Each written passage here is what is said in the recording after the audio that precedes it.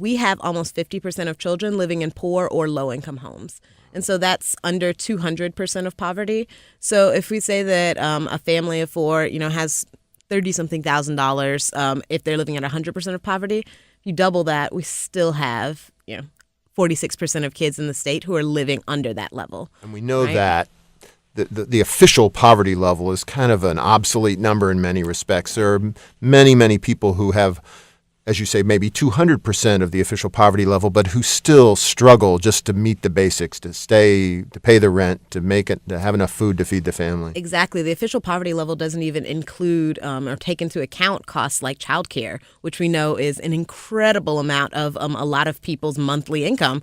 It doesn't account for, things like rent that have gone up so high. It was really calculated based on the cost of food at the time that it was created in the government. That was the notion that you never went out to eat. You only ate the cheapest possible food that you could buy at the grocery store. It just sort of doesn't take into account the realities of modern life, it would seem. Right. And so we have a lot of families that are working, even have two parents that are working and still struggling to provide for kids right now.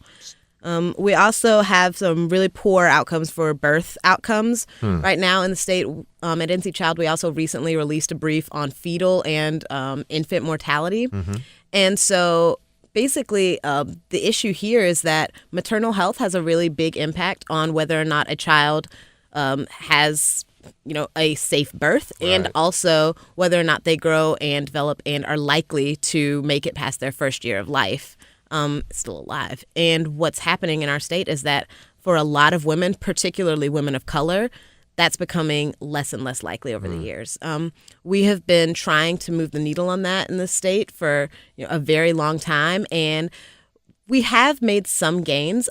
We've started to try and put in place some of the things that will help families to get the support that they need so that more women have access to prenatal care, so that more women are getting supports after birth that help them to deal with things like mental health issues and learning to take care of children.